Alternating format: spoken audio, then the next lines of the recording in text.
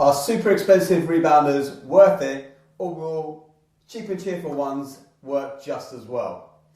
Welcome to today's video where I'm going to be looking at whether a top tier $800–900 rebounder mini trampoline is worth the money, or can you get away with spending something like more like $100. So with me here I've got two different kind of rebounders. I will show you a third one later. These are both what I would call lower tier rebounders on the cheaper end of the spectrum.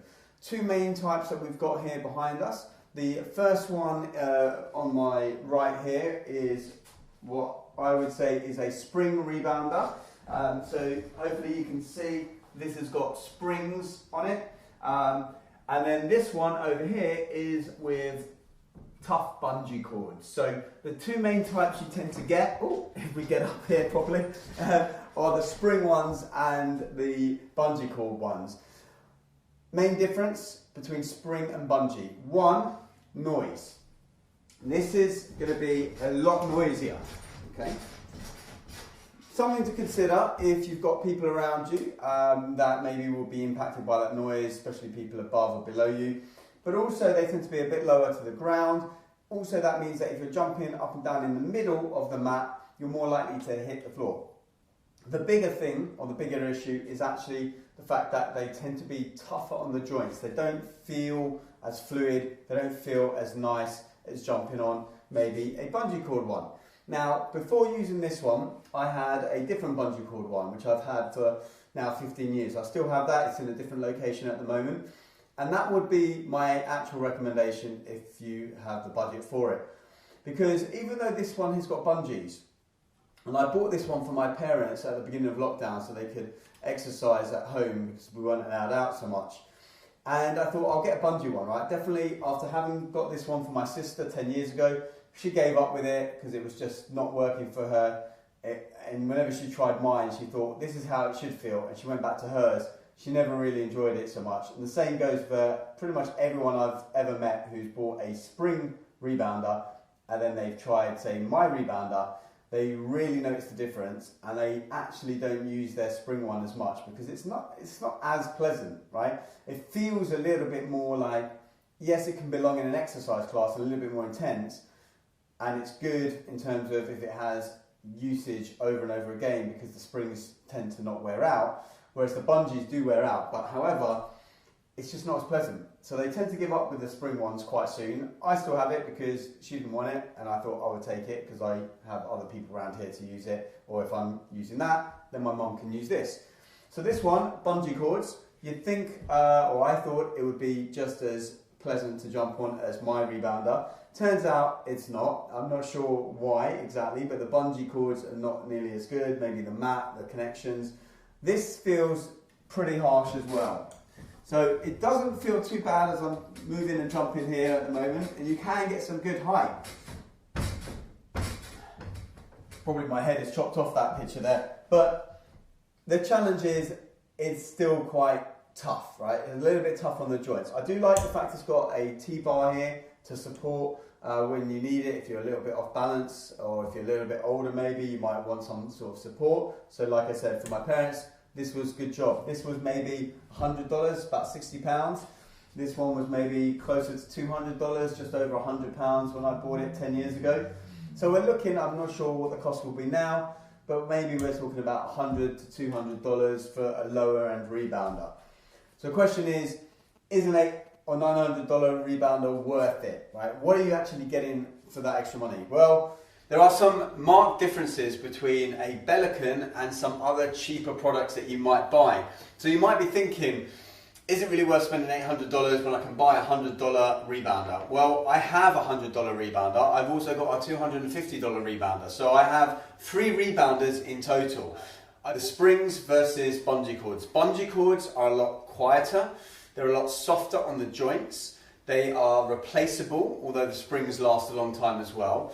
And also a big difference also tends to be that these ones tend to be a bit higher off the ground than the spring-loaded ones. And with the spring ones, you tend to try and jump a little bit harsher with them, and you actually tend to hit the floor a lot. At least I do.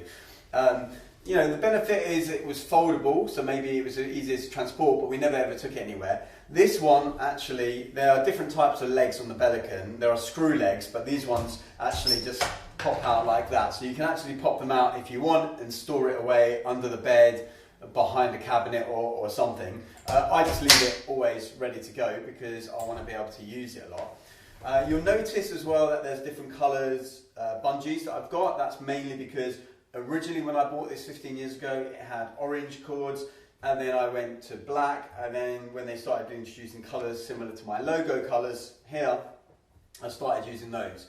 You can also vary the strength on these. So this has got a green clip, which is the ultra strong clip, but then you have softer ones, so the bounce will be somewhat different. I wanted to have the strong one because a couple of reasons. If I have guests who are a little bit heavier, I wanted to make sure it accommodated those people, but also I wanted to get a little bit more air time. I wanted to impact it a little bit more, and so I went for the ultra strong ones. But there are, I think, 5 different versions of bungee cords, and honestly I probably replace these once every 3 years on average, like 2 to 3 years I would say. And then sometimes they get a bit ruined like this one is, but it's still on its last legs. Once this snaps though, a bit like this one here, what I tend to do is I tie it together, so I get a little bit more use out of it, which is why I don't replace it. Of course they say that you should replace them all at the same time. You should also be moving them every now and then, rotating them a little bit to get a bit more life. I tend not to do that and it still lasts me fine, so it's up to you really. The other thing I would say between this one and the $100 one, which is also with bungee cords, is the $100 one, it was from just a random Amazon company that was listed on Amazon. They've now disappeared anyway, so I can't buy that one again. Also, if anything goes wrong, I can't do anything about it. It only came in one size. This comes in a variety of sizes. This is the medium size, I believe, 112 centimeters. But you can get a smaller one, you can get a bigger one. I would say get the one that your space allows, effectively. This, I think, is not too obstructive for my day-to-day life, and it's big enough that I can, do some jumping jacks without thinking I'm going to hit the bungee things. So that one only came in one size. The bungees were also a lot stiffer, and you couldn't change the strength of the bungees, and also when they go, I can't replace them with anything because I can't go to that company. Possibly these might work, but I don't know, because all of the bungees and all of the frames are just slightly different from each other, and so they're not going to necessarily work for that. The one I do have at my mum's house, which I bought for my parents during lockdown, so they get them moving, has got a support and a T-bar, it's called, so they can hold on when they're jumping, which is really useful. However, Bella can also do attachments like that as well. So if you want a support and a T-bar, you can also get that with Bellican as well. So like I say, the biggest difference is it's the difference of the experience. Jumping up and down on this is super pleasant, super easy, whereas the other ones, they tend to be stiffer, and I've tried many different rebounders, and most are not as comfortable as this, okay? Of course, Bellican with I think probably the originals, maybe 20 years ago, and some others have come on board which are somewhat similar, so you have to do your research on which one you prefer, and there are different cost brackets. However, from the 3 that I have, and the 3 that I use on a daily/weekly basis, the Spring, the cheaper bungee, and the Bellican bungee, Bellican is, comparing like an Olympic athlete to a high school track athlete, or not even a track athlete really. So the difference, or I guess another metaphor might be, you might have a banged up 20-year-old car that, gets you from A to B, but you can also have a luxurious executive car that will also take you from A to B, but in a little bit more style and a little bit more comfort. That's effectively the difference here, right? They're both going to do a job. They're both going to get your lymphatic system moving. They're both going to be somewhat enjoyable. They're both going to raise your heart rate, do all of those wonderful things. However, I think when it comes to joints, I'm more cautious because I've had injuries in the past. I prefer this, but that's going to be your choice, of course. So if you fancy a Bellican, like I say, this, when I bought it 15 years ago, it was still quite a pricey piece of equipment. They are only getting more and more expensive, it seems, as the cost of everything rises. So I would definitely look out for some deals, and happy jumping is what I would say. So whichever one you choose, enjoy your rebounding journey.